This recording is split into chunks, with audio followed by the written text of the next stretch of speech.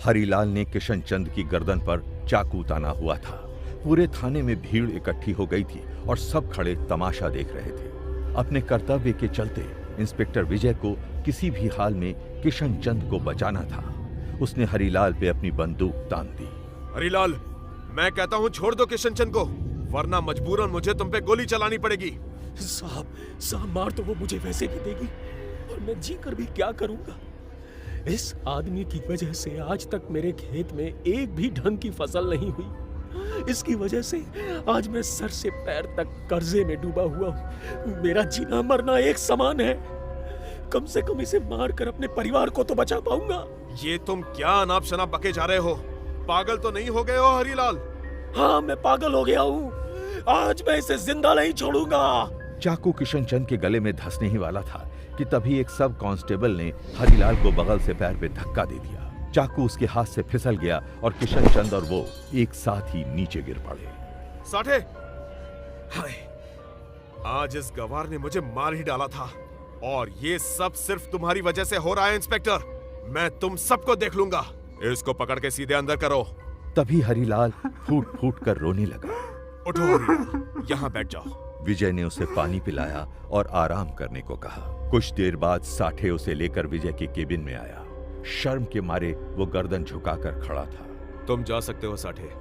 आप मुझे बताओ, ये काम करने के लिए तुम्हें किसने मजबूर किया था? हरिलाल अब भी चुप था। तुम्हें मुझे बताना ही पड़ेगा हरिलाल, वरना मैं तुम्हारी कोई मदद नहीं कर पाऊंगा। ये सुनकर हरिलाल अपनी गर्दन ऊपर करता है। ज्योति ने। क्या? ज्योति ने तुम्हें किशन चंद को मारने पे मजबूर किया? हाँ साहब, मैं सच कह रहा हूँ। साहब, कल रात फिर से उस ज्योति की आत्मा मेरे खेत में प्रकट हुई। उसी ने मुझे बताया कि किशन चंद ही उसका हत्यारा है। उसकी आत्मा तब तक शांत नहीं होगी जब तक किशन चंद मर नहीं जाता। ज्योति की आत्मा की वजह से ही मेरा खेत श्रापित हो रखा है साहब। वो मेरे परिवार को और मुझे मार देगी साहब। उसी ने कीरत सिंह को भी मारा था। अब शायद वो मुझे भी मार डालेगी।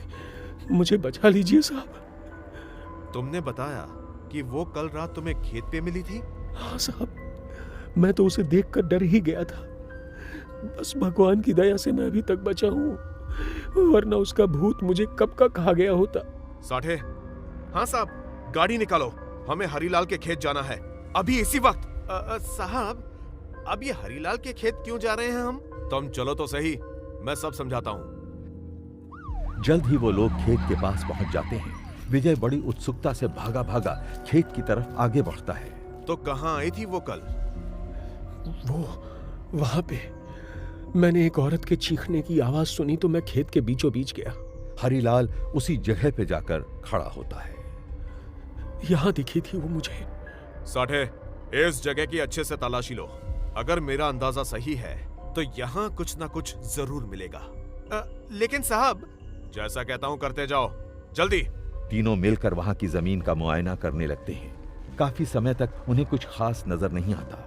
विजय बस हार मानने ही वाला होता है कि तभी साठे विजय को चिल्लाकर आवाज देता है। साहब, कुछ बकोगे भी? साहब, ये भूत प्रेत भी श्रृंगार करते हैं क्या? इतना कहकर साठे अपनी बंद मुट्ठी खोल देता है। उसकी हथेली पर चांदी की एक चमकदार पायल रखी होती है। आगे क्या होता है जानने के लिए देखिए हमारा अगला एपिसोड। और हाँ, कीजिए हमारे चैनल को सब्सक्राइब।